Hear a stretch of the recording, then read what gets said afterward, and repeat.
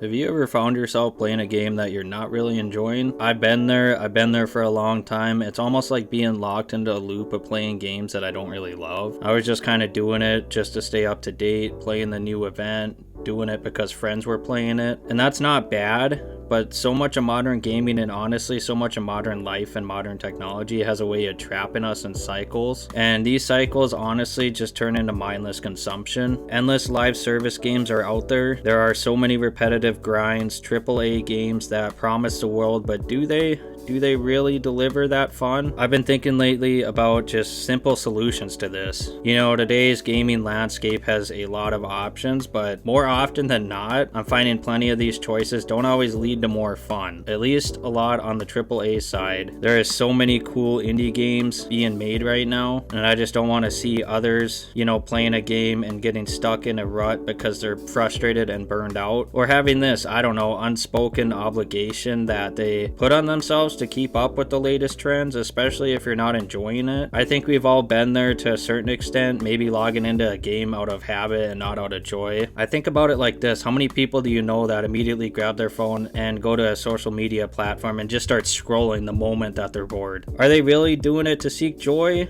or are they just doing it out of a habit? And it makes me ask the question, at least on gaming, why continue playing something that is more of a chore than a hobby? I've been thinking about this a lot lately, mainly because I started playing Black Ops 2 again, and I gotta say, there's something so nice about this old tech and these old games where there's no updates, and you're in a game in under 2 minutes after launching the game, and these older games are super fun. They're designed to be just great player experiences. They don't have these full live service events, they don't have many microtransactions, or they don't have any at all. They had to prioritize the player experience, or people wouldn't buy the game. They wouldn't spend their time playing this game. And it's made me realize that so much of our modern experiences, be it gaming or technology, they are engineered for our addiction, not necessarily for the best experience. Think about it this way: as a player, you know when a developer has designed a game with your best interests at heart, like when they're making something that's really fun, it's ethical, it's like a great time. Just like you also know when a developer or a publisher has built something that's clearly there to exploit psychological triggers and not make the game experience better. In turn, they're just looking for your money.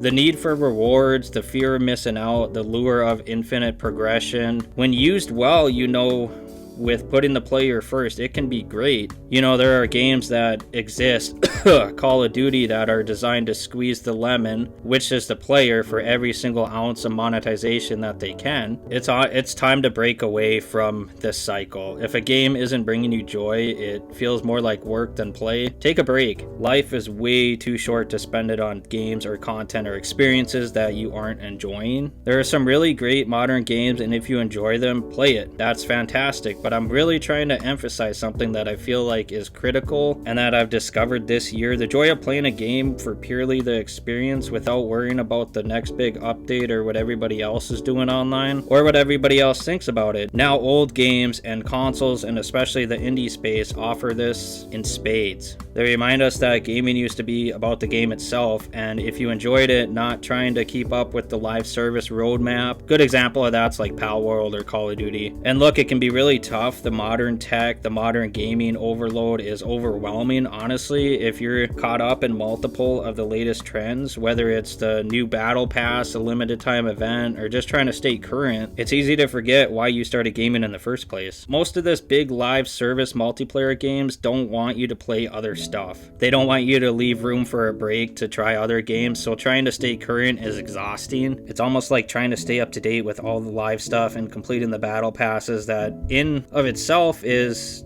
its own meta game that I think people get consumed with and then forget, like, am I playing to enjoy the base game? And this is where the beauty of playing and curating a collection of games that you love is just so valuable. Even if they're older games, if you're playing it for yourself because you enjoy it, not for some external pressure, then that's great. This kind of intentionally can bring you back the joy of modern gaming sometimes strips away. So I know I've said this quite a few times, but I want to echo it. Step away away from the content that you're not really enjoying. Try to skip the endless scroll on your phone or social media or something if it's not bringing you joy. If it's not bringing you value, try focusing on the things that bring you joy. With gaming, with tech, whatever it may be, the games that remind you why you fell in love with the hobby in the first place, those are the ones to lean back into. There's a reason there's a huge trend of people trying to simplify their life from a tech perspective. I think we're all getting exhausted. We're barraged with services and algorithmic content continually, and at a certain point you just want to break free and choose for yourself what you want to do with your time and your hobbies,